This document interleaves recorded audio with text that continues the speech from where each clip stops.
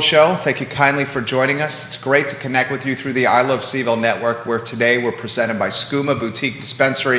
The best dispensary in Charlottesville is Skooma Boutique Dispensary, with locations on the downtown mall and on the UVA corner. A lot to cover on today's program. We'll talk follow-up and recap the 2022 Tonsler League, the championship game this past Sunday, a successful conclusion to the season.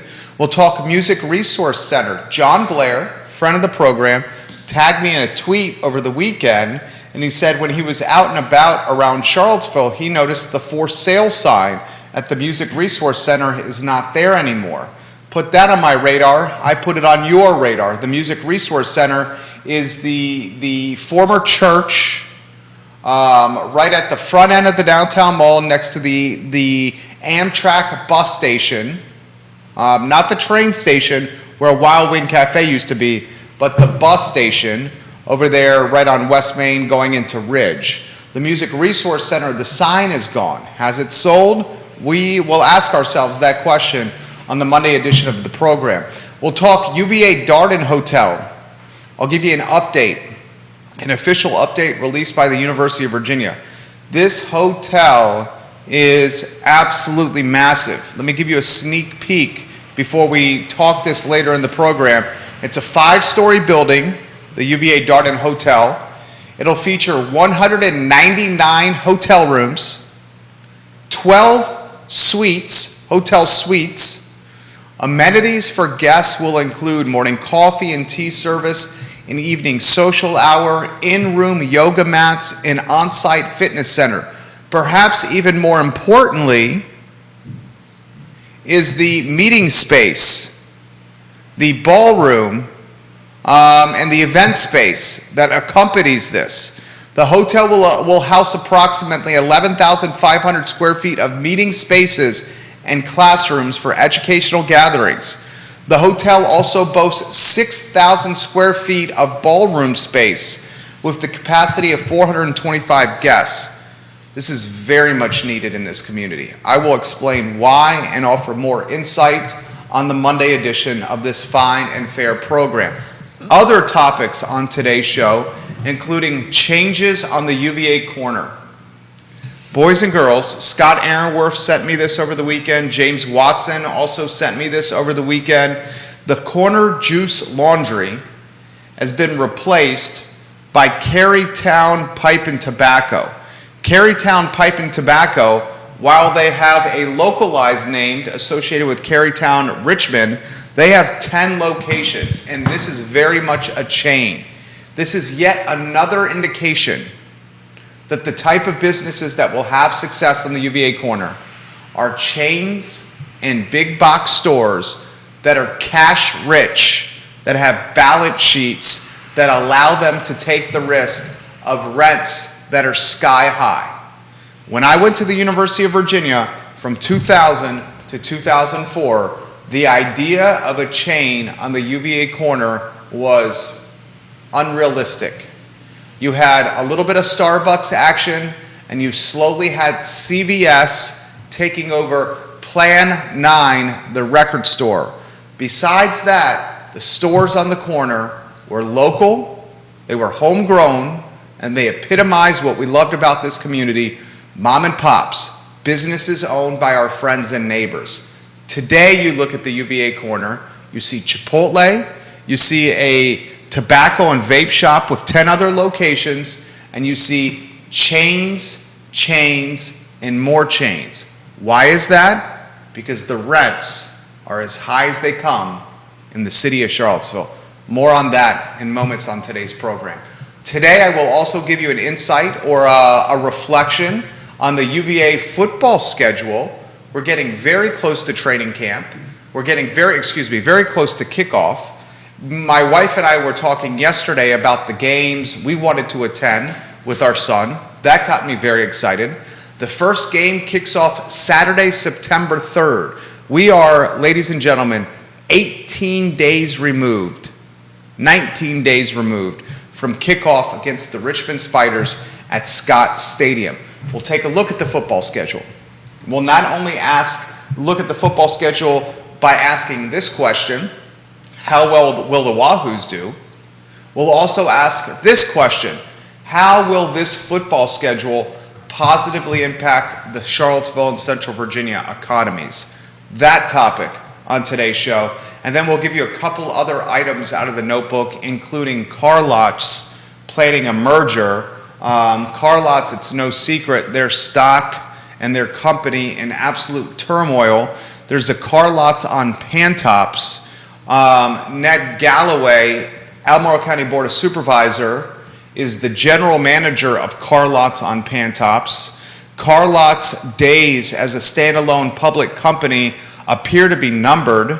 The company is merging with a San Francisco-based company called Shift Technologies. Shift Technologies, as part of the stock-for-stock deal set to close in the fourth quarter, the two companies will combine, with Shift being the surviving brand. So the used car space is competitive. CarLotz is not winning that battle. CarLotz is having to merge with a San Francisco company called Shift Technologies, and CarLotz, a local brand out of Richmond, is the one that's going to fall on the sword. That one's disappearing. What that does with CarLotz on Pantops, only time will tell. More on that on today's show, along with the National Home Builders Association out with a demoralizing report today. The National Association of Home Builders straight up have said the housing market is in a recession, at least from a new construction standpoint. All that data and more on the Monday edition of the show. Judah Wickower, if you could, let's get this camera going in the right way for the two-shot for me, please. And then we'll talk Tonsler League and get you in the mix. So we talked about it all last week, and rightfully so. 2 Sundays ago, during the semifinals of the Tonsler League, gunshots were heard at Tonsler Park on Cherry Avenue. 5 or 6 gunshots. In the beginning of last week, the narrative was the shooting did not happen here. Please don't paint the league with a broad stroke brush that comes with shootings and all the collateral damage associated with it. Later in the week, last week, we learned that the shooting, a spectator watching the game at Tonsler Park was in fact at the park watching the game and shot in the leg. He posted photos on Instagram and reached out to yours truly, me, and said, look, I was shot while standing in the park watching the game. We were left scratching our heads, wondering about safety, concerned about spectators and players, and frankly, a little bit trepid and worried about this past weekend. All-star games, dunk contests, three-point shooting competitions, a junior all-star game, all with the main event, the championship, as the denouement or the climax of the evening. Well, I want to highlight this. The Tonsler League went off with success, went off well. Were there hiccups? Yes. The rain caused the event to move indoors to the Central Virginia Boys and Girls Club. Was there a hiccup at the end of the game? Sure. Okay? The intensity and the personalities and the heat rose to the forefront, and a player was ejected, and we saw fans that were watching while standing on the sidelines at the Boys and Girls Club inside because rain forced the game inside. We saw fans on the court. And at one point of the game yesterday, the referees choose to call the outcome and end the game early. Cooler heads prevailed. The game finished. Fans got a great championship. Mamba Mentality is your 2022 Tonsler League champion. You got to give Dr. Wes Bellamy and the Tonsler League props for pulling this off. They were undoubtedly under the microscope with attention on social media and on talk shows like this. And Dr. Bellamy and the Tonsler League made 2022 a successful outing and campaign. Props and kudos to the fellas for a job well done. Let's work Judah in with the two-shot, Judah Wickower. I'm excited to put the story behind us. I'm excited that the tournament and the championship were watched by so many. Thousands of people saw the live stream. The gym was packed. It's unfortunate the rain pushed the championship inside and then away from Tonsler Park.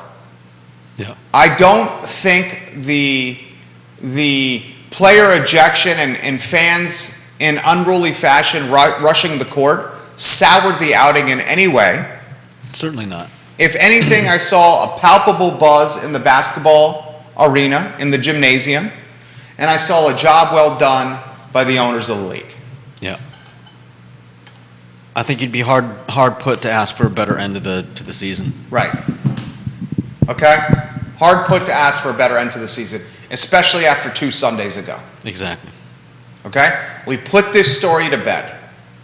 We don't have to talk about this till next year. Props and kudos to the organizers and to the community. It's paramount if we want a community that is going to be diverse in thought, look, and feel. It's paramount that stakeholders and influencers and people of notoriety in the community champion. It's paramount that we champion, that we pedestal, and we support activities that breed and encourage diversity and an otherwise homogenous Charlottesville, Virginia. And the Tonsler League does just that. We cannot hold entities more accountable than others. We need to support them. All right, next topic on today's show. John Blair, friend of the program. JB, are you watching today's show? John Blair often watches on LinkedIn. Huge fan of John Blair. He is the city attorney in Stanton. I wish John Blair was working in City Hall in Charlottesville. He's just an all-around A-plus guy. He tweeted to me over the weekend that the Music Resource Building, the church next to the Greyhound bus station. Earlier in the show, I called it an Amtrak bus station. It's actually a Greyhound bus station. The church next to the Greyhound bus station has had for months now a for sale sign in front of it. John Blair noticed over the weekend that for sale sign is down. He tweeted me along with Rory Stolzenberg and Sean Tubbs about that for sale sign being down. Rory Stolzenberg responded to the tweet by saying if it has sold, it has not recorded yet on the GIS. This is news. The Music Resource Center, that building, is very visible. It's at the front of the mall where a lot of folks see. It's a heavily trafficked corridor. John Blair made the intriguing point. Remember, the Amtrak station and the church, the Music Resource Center, both buildings were sold. The for sale sign is still present at the Amtrak station. It's not present at the Music Resource Center. The buildings are adjacent. They're next to each other. The common sense thinking was the buyer was going to get both. Right now, and we're just relaying to you what trusted advisors of this program, and John Blair is a trusted resource of this program. If John Blair sends something to me to talk about, 99.999% of the time, I'm going to be talking about it on this show. Because John Blair has a nose for news, and he knows this community like the Pope knows holy water. He says the for sale sign's gone on one building, but it's still present on the other. We'll follow this, because that's a building of notoriety. It's got a lot of attention, that building, with the traffic and its proximity in the heart of town. I'll keep you updated on that on today's program. Judah, I want to relay to the viewers and listeners the Darden Hotel project. I want to relay to them the scope of the project. I think it's pretty large in scope. In fact, I sent you a link, and I know that I'm asking you to do this on the fly. There's 2 photos in that news.virginia.edu story that if you can put them on screen, that would be amazing. Judah Wickhauer is the enterprising director of the I Love CVille Show.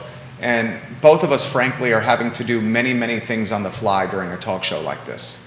And one thing that he does very well is manage our infrastructure and our technology. And right now, he's going to a story from the virginia.edu website, the official news source of the university, and he's cropping photography out of this story to show it and put it on screen so you, the viewer and listener, have a better reference of what's happening. Here's the nitty-gritty. The Darden School has a spring planned opening for its hotel and its event center and its ballroom. This hotel, this event center, this ballroom, this restaurant, this tap room is going to be pretty massive, guys. It's going to be pretty massive. It's going to be managed by Kipton Hotels and Restaurants. Kipton Hotels and Restaurants operates 77 hotels in 72 cities worldwide. This, however, will be Kipton Hotels and Restaurants' first entree into the college campus space. First one they're managing that's on a college campus, or as we say in Charlottesville, on grounds at the University of Virginia, where the first years and the second years and the third years and the fourth years like to traipse around grounds in the hallowed lawn of Jefferson. Here's the top-down view. You got the photo? All right. The first photo I'm going to give you play-by-play is of the luxury hotel being built at the Darden School of Business. It's a top-down view. The photo is by Sanjay Sudchik of the University Communications Department. Judah's now going to show you a photo from the curb appeal. Now remember, it's still under construction. It's massive, guys. 199 guest rooms. Do you have that on screen? Yep. Okay. 199 guest rooms. 12 suites. Amenities for guests that include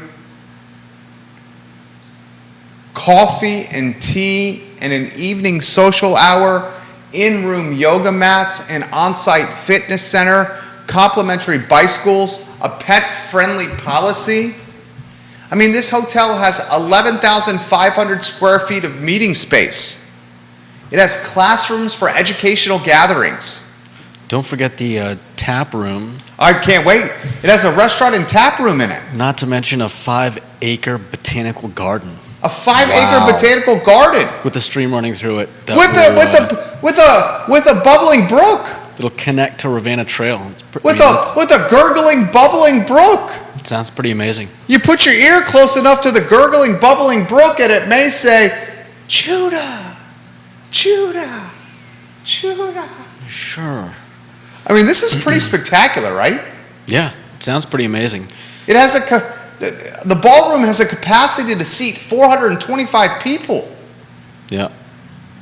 I mean, you have a state-of-the-art hotel in a state-of-the-art graduate school program at a state-of-the-art school in a city that is often called the best place to live in America. I'm going to give you that again. The hotel, 199 guest rooms, 12 hotel suites,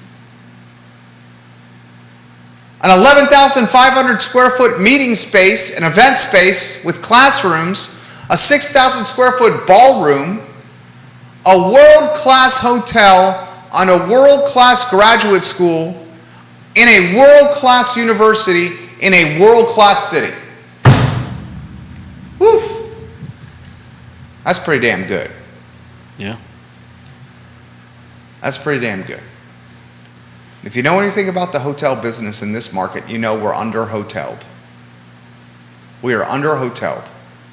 And if the university can somehow leverage this massive event space to start attracting midweek event business from Fortune 500 companies looking to recruit undergraduates and graduates, that's only good for the UVA and Charlottesville economy and Albemarle County economy.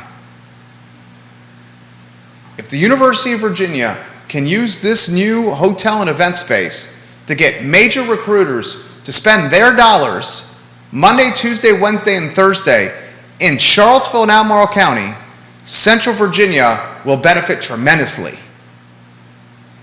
Tremendously. Now we'll talk collateral damage.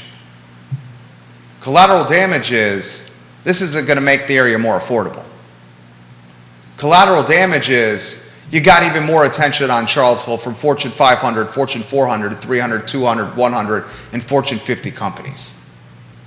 Collateral damage, the data science school hasn't even opened yet.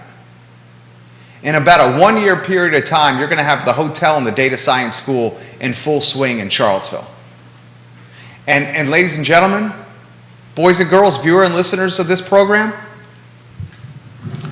that Ivy western portion of Charlottesville City, the Boar's Head portion, I'm talking from like Dooner's Restaurant to like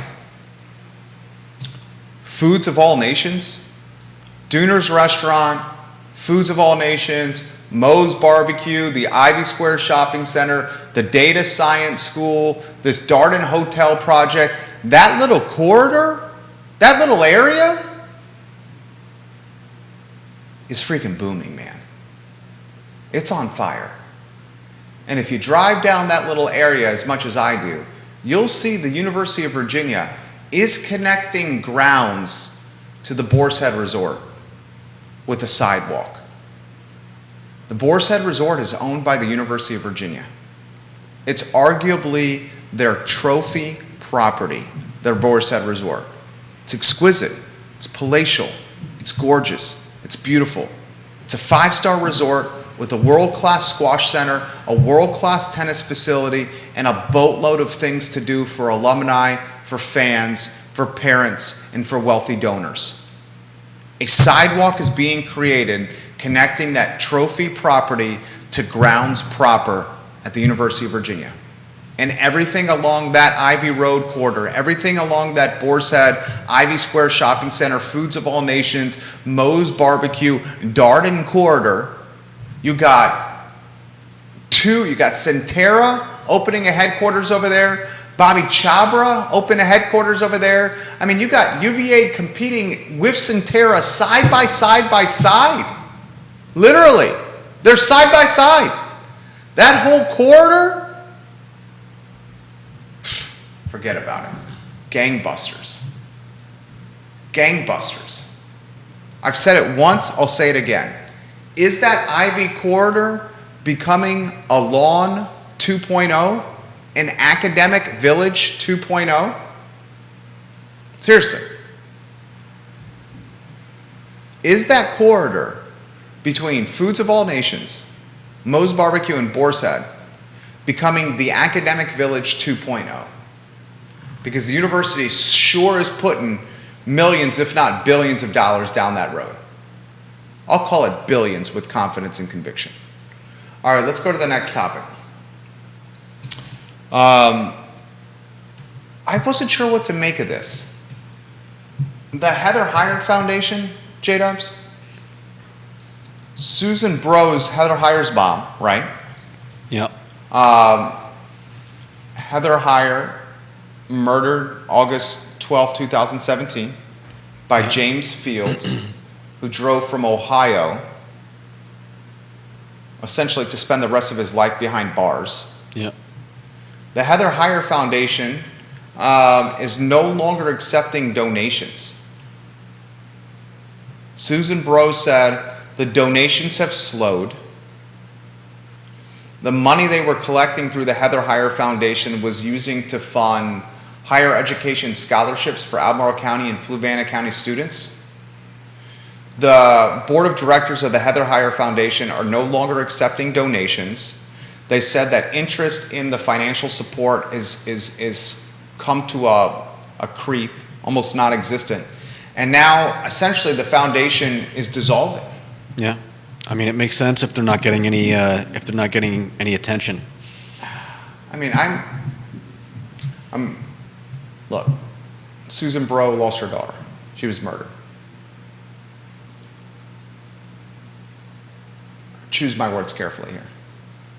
I'm surprised it's being dissolved. I'm not throwing shade to I'm not throwing shade to Heather Heyer's mom. I'm definitely not doing that to Susan Bro. the foundation could have been potentially passed on to others to continue the legacy. Possibly. We don't know what costs are incurred in keeping, doing the paperwork, doing the, keeping the books for this kind of stuff, not to mention, trying to decide who that money gets dispersed to. And if they're just not getting the kind of attention that they used to get, they're not getting the donations they used to get, it may not be financially feasible for, I don't know anything about Susan Bro, but... those are all fair comments. I think those are all fair comments. And I don't want anyone to think that we're throwing shade on anyone here. Yeah. If this is not your, I'm sure she's got a job that she does, like most of us out there, and so having something that you have to spend time on that's just not garnering the attention that it used to may just be, she may have felt it was time to roll up the mat. And Betsy Nugent, watching the program, phenomenal tennis instructor at the Boar's Head. The Darden Hotel project, I am not sure if it has tennis or pickleball courts, Betsy, but I will undoubtedly find out for you. The fastest growing sport in America is pickleball right now.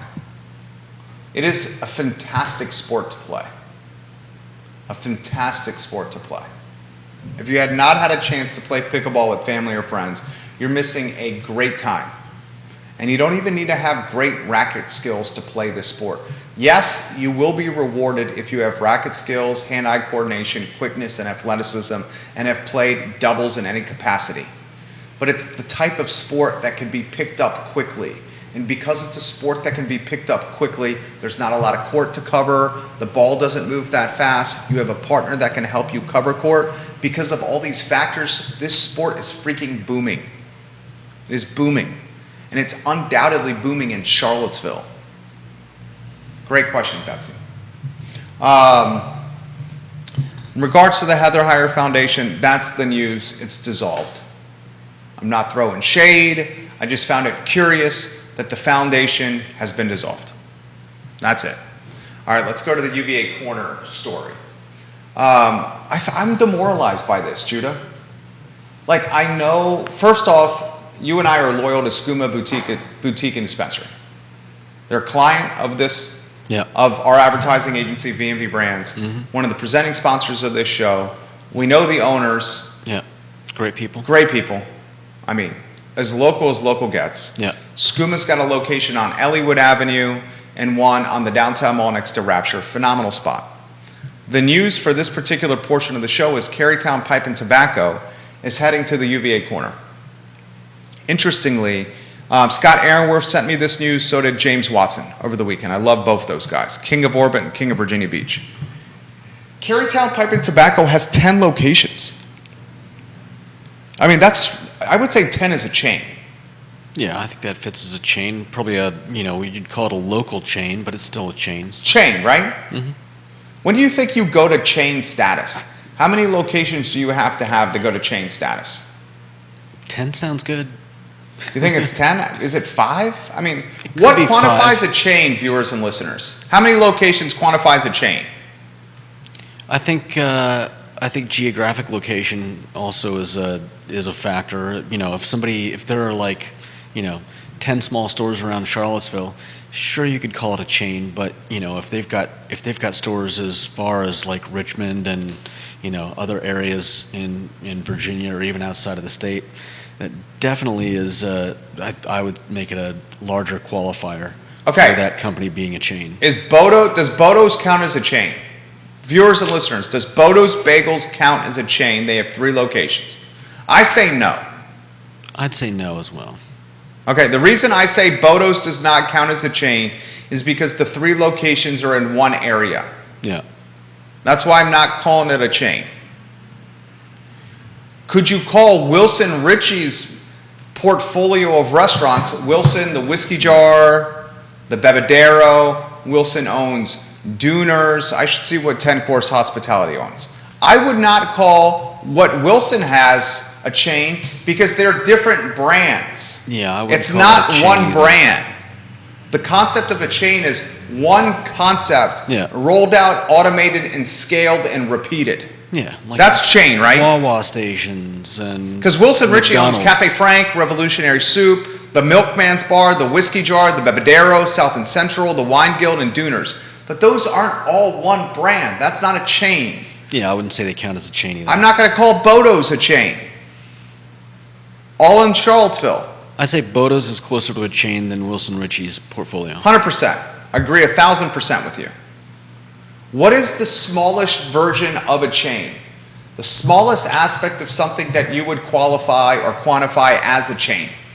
What is the example of that? Like maybe Burger Batch? I mean, hell, it might be Carytown Pipe and Tobacco. You look up Burger Batch. That's out of Richmond. Tell us where the locations are in Burger Batch. I'll tell the viewers and listeners, or pass along to the viewers and listeners, where Carytown Pipe and Tobacco is. So obviously, Carytown Pipe and Tobacco originated in Carytown, Richmond. Hence the name Carytown Pipe and Tobacco. They have locations in Richmond, Charlottesville, Mechanicsville, and Farmville.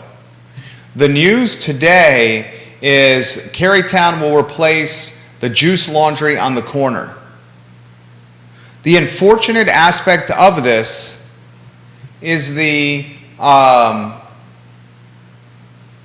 pushing out of local mom and pop brands and businesses from an iconic shopping district, the UVA Corner. The UVA Corner, blink and you missed it, has gone from St. Martin's, Little John's, Michael's Bistro, the College Inn, O'Neill's, to Chipotle, Carytown Pipe and Tobacco, Starbucks. Was it a Sheetz or Wawa that didn't make it there? Was it Sheetz, right? I think it was Sheetz, yeah. James Watson, King of Orbit. What other chains are over there? James Watson, remember St. Martin's? Remember Frank, who was working the register at Little John's? A kind man. He worked the register at Little John's.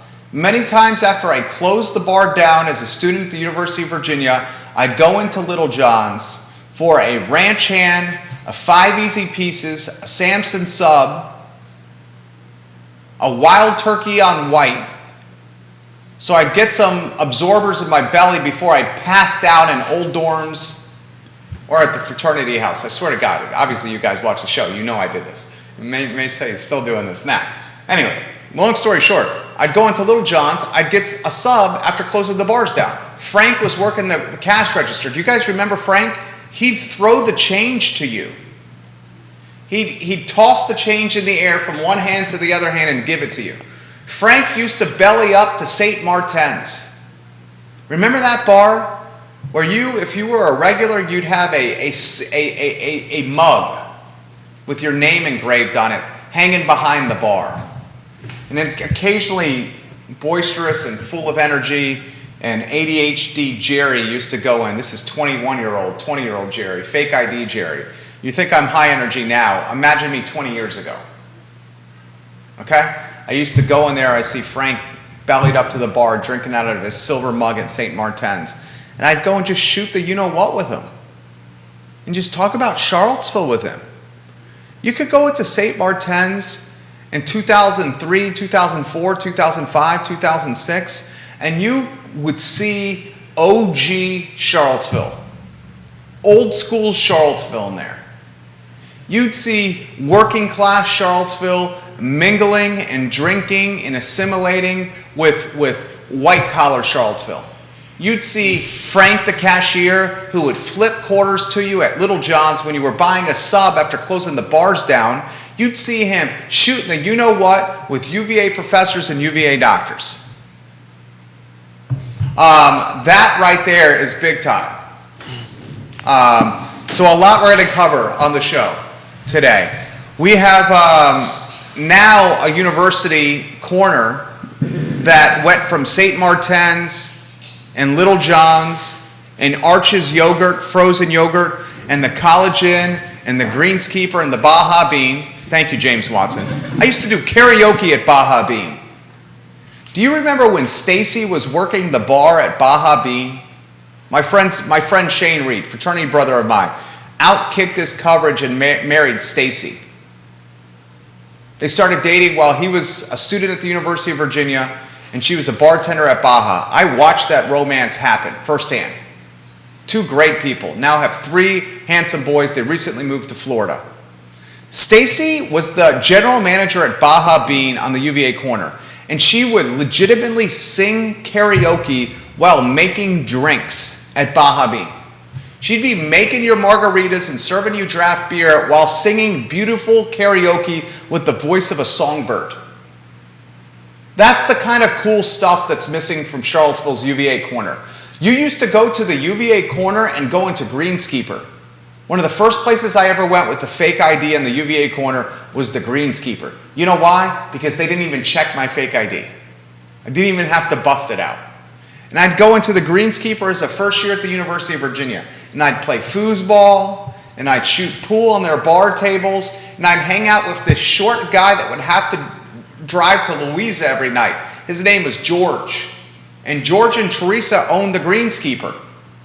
And George used to get hammered at the bar, straight up hammered, and drive to Louisa. Different time back then.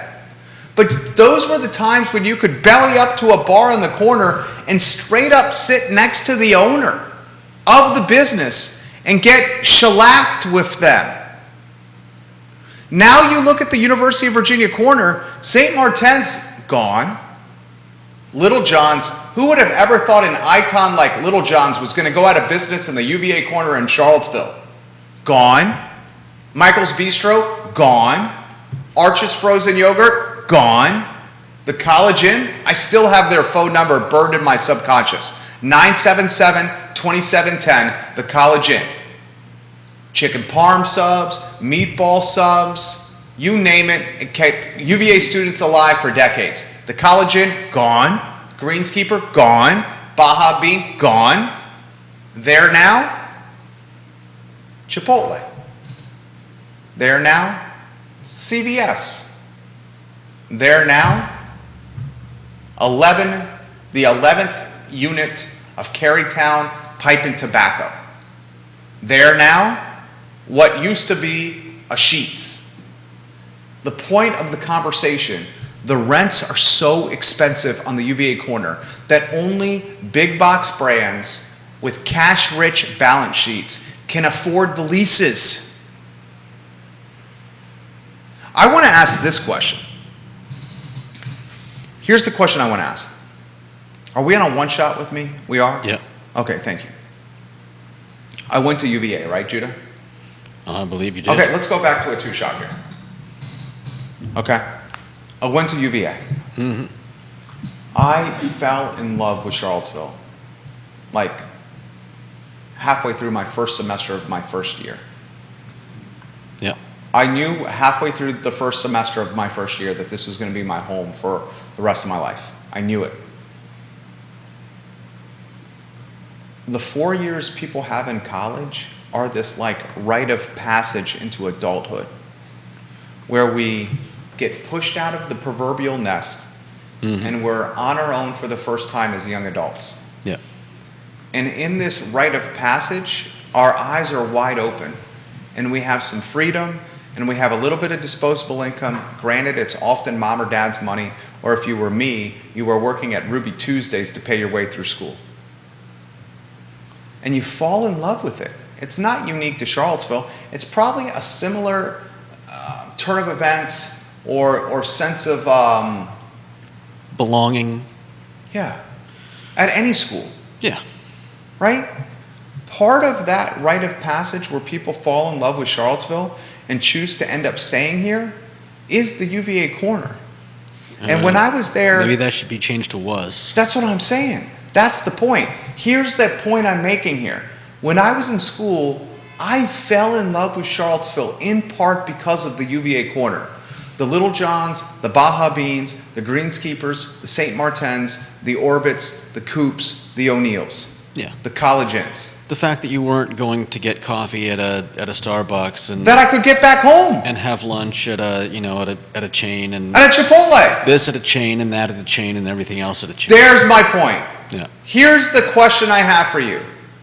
What are the sociological or anthropological impacts of the University of Virginia corner becoming chains and not locally owned businesses? And how do those impacts de-influence or uninfluence students to continue living in Charlottesville after graduation? Disincentivize. Exactly. Is the student more disincentivized from calling Charlottesville home long-term after their time at undergraduate UVA because they're going to a corner that is nothing but big box brands they get at every main street in their hometown? I would think that might certainly have an effect. As you've mentioned previously, though, students when you were here didn't come out, this far. There's the counterpoint. As, Go with this. As often, and so now with students much more mobile, maybe the corner isn't a thing anymore. There's the counterpoint. Judah Wickhauer bringing A+ ammunition. That's the counterpoint. They're going to be coming to the downtown mall to Midtown. Midtown, wherever else, and it's definitely a shame. It feels like the end of an era, with the corner falling to what I think we've talked about this before. 4th or 5th place? No. I just mean falling to the depredations is a bit of a strong word. The but 4 people who own the UVA corner. Tip Top Terry's one of them. Yeah. Hunter Craig is one of them. A female who I always forget her name. A widowed female who I always forget her name. 3 people predominantly own the corner. I just gave you 2 of them. Tip Top Terry and Hunter Craig. Are they... Dude, it's a chicken and an egg scenario. Judah Wickhauer is exactly right. Because of iPhones, students have more access to places to go than ever before. We have more market intelligence about the downtown mall in Midtown and the Carter's Mountain Thursday evening music series than ever before. You also have Uber and Lyft and Bird scooters. Just I think a generally more accepting populace. Like you said, you used to go to Miller's and everyone would just look at you like, "Why are you here? You're a student. You don't belong here." Now I don't think anybody cares. But at the same, I still have to say it's a shame that landlords. I mean, I get the argument that they're just following trends, but actions have consequences, and the consequence here is the generification of the Charlottesville corner. I mean the UVA corner. Well said. That's very well said. That's very well said. Let me ask you this question. Did the landlords drive the mom and pops away from the UVA corner with high rents? Or did the students become so tech savvy and so mobile with Uber, with scooters, with Lyft? You're saying they started spending their money elsewhere and before the rents went up. And the local companies couldn't keep up with rent after they started losing that. That's what I'm saying. Is that what happened? Is that what happened right there? Did the UVA student become so savvy with the Charlottesville market because of iPhones and smartphones? Because of iPhones and smartphones, they now know where to go on the downtown mall. They know where to go anywhere in Central Virginia. You see UVA students at King Family Vineyard Sunday Polo, the Thursday evening concert series at Carter's Mountain. I see UVA students at Fridays after 5 on the downtown mall. When I was a UVA student from 2000 to 2004, we never left the corner. If we wanted to party, we went to UVA corner, house parties, or fraternity parties. That's it. Students aren't doing that now. So did the UVA student and his or her access to technology, did that cause the demise of the UVA corner? Or was it the landlords and the escalating rents and their greed that caused the demise of the UVA corner?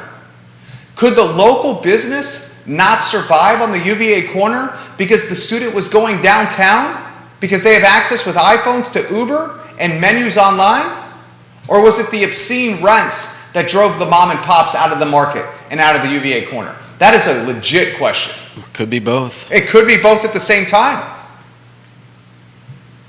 Both at the same time. Kevin Yancey, is Litza, you're educating me here, Kevin Yancey. He's the king of Waynesboro. I'm learning something from the viewer and listener. Is Litza the female who I often forget her name that owns a good portion of the UVA corner? Is that why you mentioned her in the comment section? And could you let me know her last name in the comment section, Kevin Yancey? That's on my Facebook page. Kevin Yancey knows a lot of stuff about this market. Could you let me know that, Kevin? Because if that's the case, I will not forget again, I promise. Promise. I pinky promise, Kevin. Pinky promise. All right, that's a question I have for you. I'm going to get to the viewers and listener comments here in a matter of moments. They're coming in hot and furious. I have two other items I want to get out of the notebook. CarLotz is in trouble. The reason I bring up CarLotz is for two reasons. One, there's a CarLotz location on Pantops. CarLotz is a used car consignment shop. It's not your used car model. They sell your used car on consignment. They don't buy it from you. You take your car to CarLotz, they sell it on your behalf, and they take a cut of the sale. It's a consignment shop. CarLotz has struggled mightily. This is a Richmond-based company that expanded over the course of a handful of years. It struggled so mightily that the Scott Addition-based used vehicle retailer Scott's CarLotz is having to merge with a West Coast company called Shift Technologies. This all stock-for-stock deal will close in Q4 of this year. The brand that will survive is Shift Technologies. The brand that will end is the 10-year-old brand CarLotz. Ned Galloway, the general manager of CarLotz Pantops. Great guy, friend of the program, board of supervisors out in Morrow County. To be determined what happens with CarLotz Pantops as Shift Technologies, the San Francisco-based company, looks to take this merger and make it as profitable as possible, as quickly as possible. That's news. I relay that to you. Two other news topics I want to get to is a concerning one. The National Association of Home Builders earlier today indicated that new construction is in a housing recession. National Association of Home Builders chief economist Robert Deitz said this in a press release earlier today, quote, "Tighter monetary policy from the Federal Reserve and persistently elevated construction costs have brought on a housing recession. Here's a statistic that is concerning. The total volume of single-family starts, this is new construction starts, will post a decline in 2022, the first decline since 2011. They're not building the homes now. They're not building the homes now because the cost of goods are expensive. The supply chain is still pinched.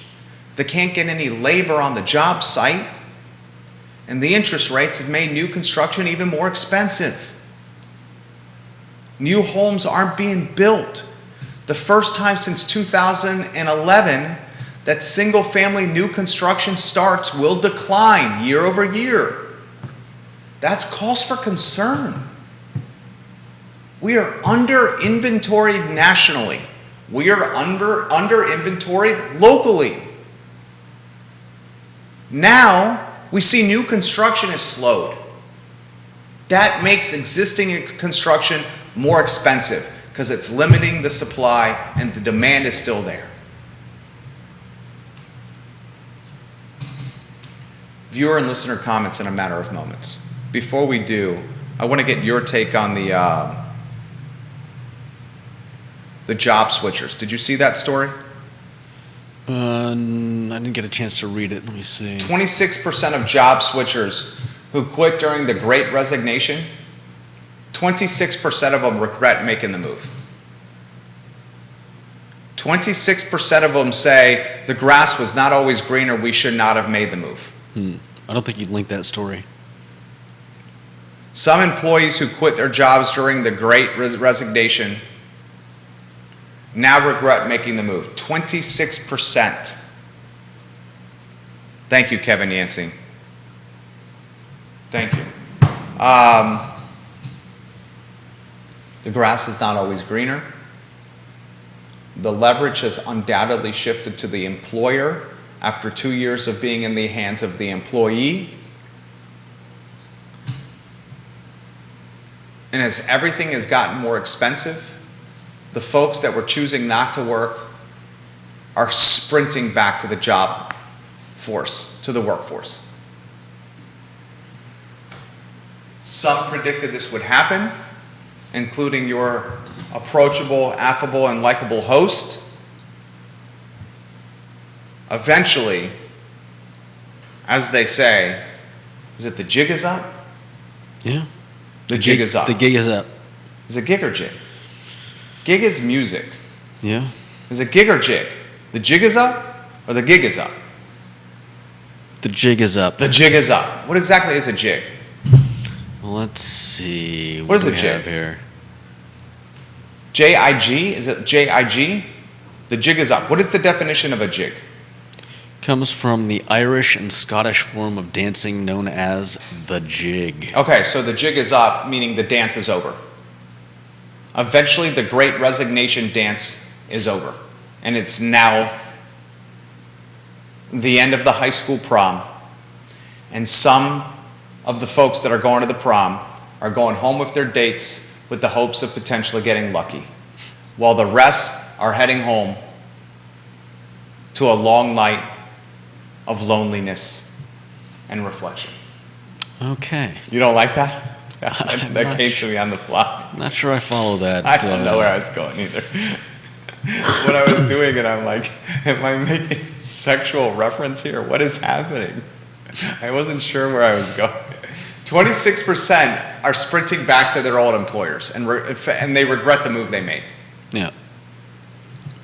You surprised by that? I'm not surprised by that. I called this. I'm not surprised, but it's only a quarter. That's a lot. Fair. I think the bigger story here is that it sounds like employers are just continuing on business as usual. Well, the And there's a employers are reason- laying people off. What? Some of the employers have frozen hiring. That's not the point that I'm getting at. The point I'm getting at is that a bunch of people left and some people came back. If you're not taking anything from this other than the jig being up, there's a reason why all those people left their jobs. So what should we take out of this? I think there's a bigger story about what people are willing to do for work, what they're willing to get paid for, and a disconnect between all this inflation and Reality. and pay that doesn't pay. There you go. Philip Dow, the king of Scottsville, said he loved our sex reference there. Sorry.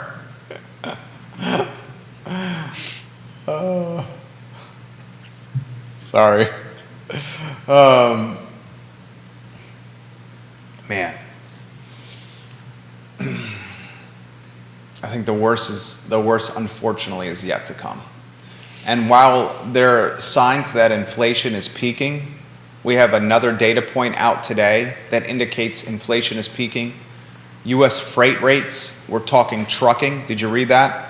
Yeah. You sent this to me as well. Mm-hmm. U.S. freight rates, they increased 28% year over year, but month over month, they declined 2% in July, so June versus July. Yeah. It's not much, but it's, It's noticeable. Because that's where the inflation starts, is the freight, the shipping.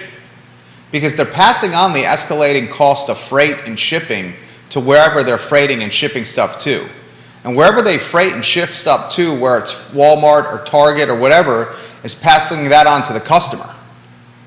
So if the shipping and the freighting of goods is dropping month over month by 2%, that's yet another indicator that inflation has peaked. Gasoline is dropping considerably. Yeah. Considerably it's dropping. All right, last topic on today's show. Today was a good show, man. We're going to get to your comments here in a matter of moments, I promise. James Watson, I'll get to yours. Travis, I'll get to yours. The UVA football schedule. We are, how many days? Quick math. We're 19 days away from kickoff against the Richmond Spiders. Kickoff is Saturday, September 3rd, Richmond Spiders, Scott Stadium, 12:30 p.m. kick. My wife and I are planning now which games to take our son, the three of us and friends could go to. You got Richmond at home to start the season, then the Wahoos in week 2 travel to Illinois, Champaign, Illinois. Week 3, September 17th, they host Old Dominion. I love the in-state battles. Week 4, they're at Syracuse, in Syracuse. Week 5, Duke at Duke in Durham. Week 6 is homecoming against Louisville. Then you got a Thursday night game against Georgia Tech. You got family weekend against Miami just before Halloween on October 29th. You got North Carolina in the South's oldest rivalry, the 5th of November, first Saturday of November. Pittsburgh in Charlottesville, Saturday, November 12th, at Coastal Carolina, and then Virginia Tech to close the season in Blacksburg. Here are the home football games for the Wahoos. Richmond, Old Dominion, Louisville, Miami, UNC, Pittsburgh, and Coastal Carolina. You have 7 home football games. You would think that Richmond, Old Dominion, and Coastal Carolina are slam dunks.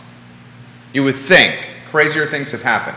The team returns a hell of a lot of firepower, especially on the offensive end, starting with Brennan Armstrong, a household name across the Atlantic Coast Conference.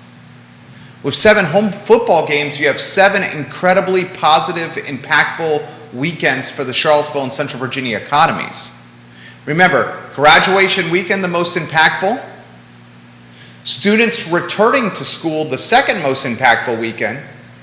And then 3rd, 4th, 5th, 6th, 7th, 8th, and 9th most impactful weekends are UVA home football games. Even the ones against Coastal Carolina, ODU, and Richmond. 7 opportunities for 60,000 people and their fans and friends and their homies and their chums to be in Charlottesville and Central Virginia spending their money. The team looks like it's primed for greatness. I love this football coach in Tony Elliott. You got a starting quarterback with significant experience that should be on the short list for Heisman. There's no reason why we shouldn't have 7 home sellouts, or at least 7 games in Charlottesville with 55,000 people or more. What's the stadium seat? Roughly 63? Let's say 8,000 people don't show up. If you get 55,000 people or more for 7 home football games in Charlottesville, the Central Virginia economy will feel incredibly positive impacts. I'd love to see this team commit or compete for a title. I would love to see it, especially in Tony Elliott's first year. All right, that's today's show. Let's get to viewers and listener comments. And Judah, we'll get to what you learned today. Okay? We're going to get to the comments from the viewers and listeners. Scott Aaronworth, we worked our tails off on today's show. We hope you enjoyed it as much as we did today, my friend. Scott Aaronworth is a talented Esquire and the king of Virginia Beach. He says, I love Kipton Hotels. Kipton Hotels are running the hotel at the Darden School. He says, don't forget Ivy Provisions on that Boar's Head corridor. He's right. Ivy Provisions have damn good sandwiches. Phenomenal sandwiches. Scott Aaronworth would know. He knows food inside and out. Scott Aaronworth also says this: if Mincer's closes on the UVA corner, then there's no more UVA corner for me. So his barometer is Mincer's. That's a great barometer. You know why Mincer's is a great barometer? Is because they sell stuff that you otherwise can buy online. Yeah. Everything in Mincer's you can buy online. So there's no business on the... here's a great question. What business on the UVA corner has the most vulnerability and exposure to 2022 market trends and phenomenons? It's got to be Mincer's, right? Yeah. Because most of them on the UVA corner are food businesses. Right. You're not going to buy a 3-notch Minuteman on Amazon and drink it. Well, I mean, you could, but you're not going to have an immediate gratification. Can you buy a 3-notch? Can you buy booze on Amazon? Can you buy booze on Amazon, viewers and listeners? I'm doubtful. I'm doubtful too. That's a great question. Can you buy booze on Amazon? I think that would run into all kinds of shipping problems. Yeah, intrastate booze shipping issues. Yeah.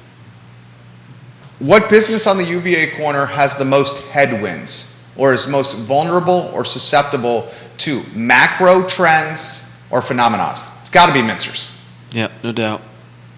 Right? What else could it be? I mean, you might run into the same thing with the head shop. What are you saying? Roots rock reggae?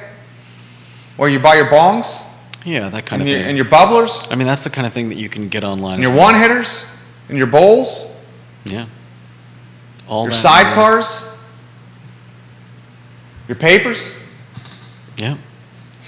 I'll stop. I have myself. Maybe the head shop. I'll give you the head shop. I'm not saying it's worse off than Mincer's. I'm just saying it's another one of those pretty much anything in there you can buy online. But I feel like if you're buying glassware like bongs and bubblers and bowls and oneies and sidecars and Jerome Bakers, you want to touch it and feel it, and you want to see it, and you want to see how the glass is blowing, the heaviness, the thickness. You lose that experience while shopping online. That's fair, but not everybody is that interested in all that. That's fair. Mincer's, you got a hat, you got a jacket, you got a shirt, you got some pants. People are much more accustomed to buying merch or their personal clothing online now more than ever. Yeah. All right, more viewers and listeners' comments. Kevin Yancey's got some good comments here. He says, I'll bet you in 5 years or less the Ivy Shopping Center will not exist. He's talking about Ivy Square Shopping Center. I will say this. The Foods of All Nations lease just got renewed. And while the University of Virginia now owns the Ivy Square Shopping Center, where Foods of All Nations is located, the University of Virginia renewing and extending the Foods of All Nations lease shows us that the university in the short term is not planning on demolishing Ivy Square Shopping Center. Do I think the future of Ivy Square Shopping Center is a grocery store, a packaging store, a shade shop, some antique places, and a veterinarian's office? No. Do I think the future of Ivy Square Shopping Center is likely offices or classrooms or buildings tied to the university? Yes. Is that going to happen in the short term? No, it's not. It's not. And Kevin Yancey's right. The Real Estate Foundation, the UVA Foundation's mission statement, they want to control the entry quarter into the university from all directions, starting with the west. And that's what they're doing. Everything the University of Virginia Foundation is doing from the western side of Charlottesville City is in their mission statement and their comprehensive scope, their plan of attack. He's 100% right. He's 100% right. Philip Dow, the King of Scottsville, loves the College Inn, or loved the College Inn. Philip Dow, the King of Scottsville, loved our prom sex reference. Thank you, Philip Dow. And he said we should take Coastal Carolina seriously. They were a highly ranked team last year. Good point, Philip Dow. Very good point. Let's get to Jason Howard. Are large corporate landlords raising the rents on the corner to the point where only large chains can afford it, or local regional landlords making that decision? Interestingly, Jason Howard, the corner is owned by locals in Charlottesville. Tip Top Terry The guy who previously owned Tip Top Restaurant owns a good chunk of the corner.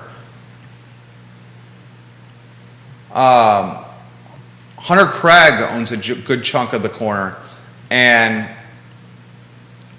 Litza Lambrinos owns a good chunk of the corner. Litza, I'm messing up your last name. I know you watch the show often, and I believe you're in Europe right now with the men's basketball team. But Litza Lambrinos owns a good chunk of the UVA corner. So it's locally owned. Really, of your shopping corridors, downtown mall, midtown, the UVA corner, Barracks Road and Stonefield, UVA Midtown and downtown are still predominantly locally owned. Barracks and Stonefield obviously are not. Danny O'Day agrees with Philip Dow. Underrating Coastal Carolina is a mistake. He says we shouldn't underestimate them. Scott Aaronworth also says Coastal Carolina has a very good team. All right, we are wrong to overlook Coastal Carolina. The viewers and listeners are 100% right. 100% right. Danny O'Day says UNC, Pitt, Coastal Carolina will be tough, but I think we can take 2 of the 3. Look out for a 10-win team here in Charlottesville. I'm hoping a 10-win season as well. When you have a quarterback with this kind of experience, I mean, the dude is loaded all over the offensive side of the ball. You're going to have to protect him on the offensive line, and you undoubtedly had some attrition in the trenches on the offensive line, but the team is stacked on offense. It is absolutely stacked on offense. And there is a direct correlation with success on the gridiron in UVA football to success at locally owned businesses. A direct correlation.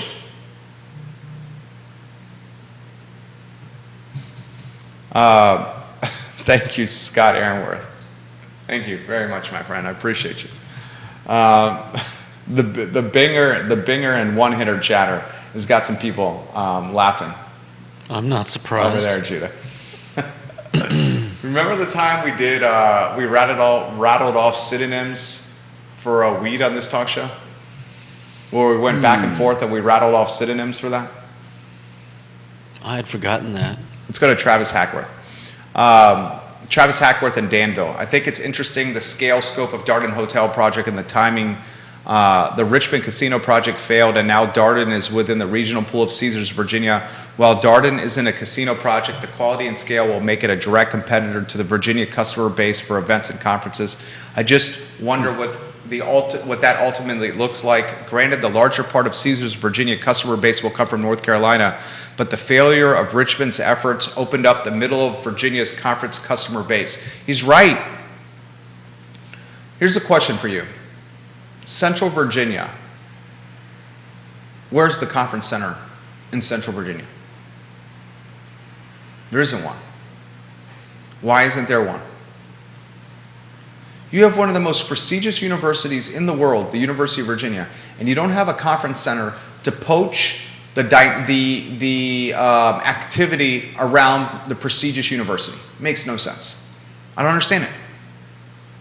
James Watson says, it'll be interesting to see if Kimpton can hire enough people to manage that behemoth. I believe the Quirk Hotel has a major need for staff. If you go to Quirk, the restaurant downstairs is closed, the downstairs bar is closed, and the art room is closed. However, the venue is amazing. Where is Darden going to get the people for that monstrosity?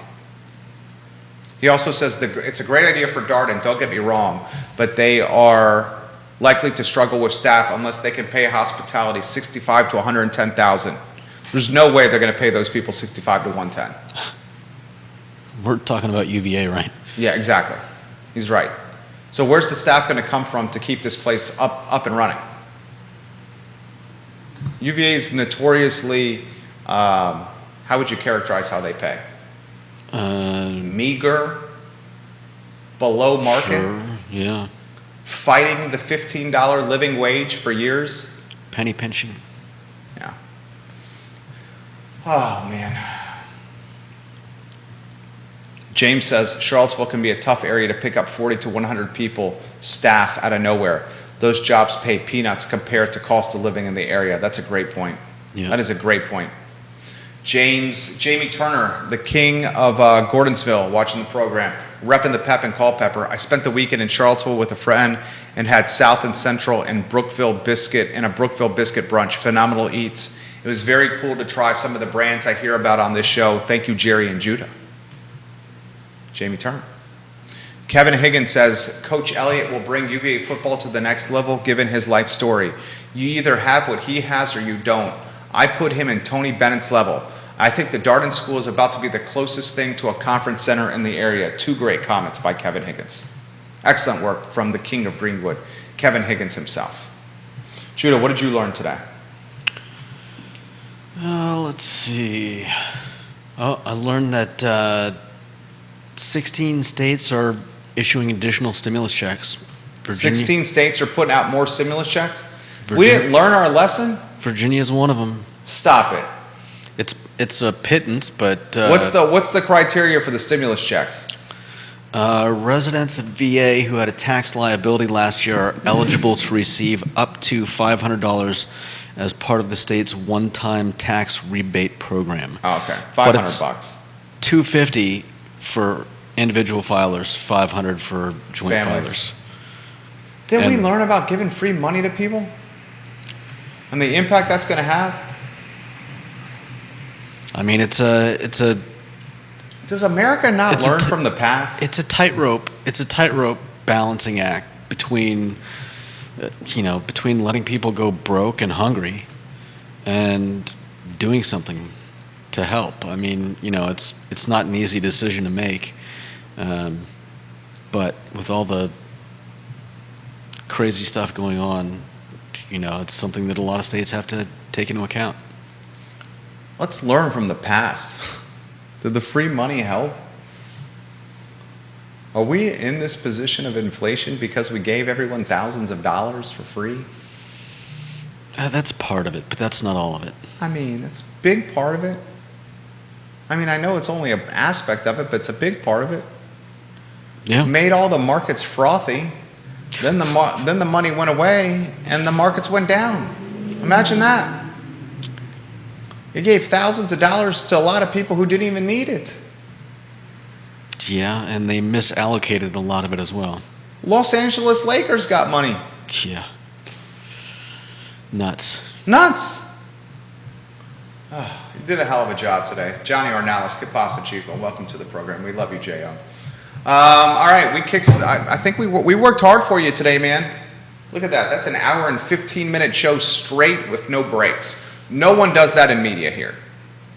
1 hour and 15 minutes straight with no commercials.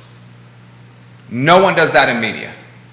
Only 2 people, Judah Wickower and your likable, affable, and approachable host. Yours truly. We worked hard. Tell your friends, spread the gospel. It's the I Love CVille Show. For Judah, my name is Jerry Miller. So long, everybody.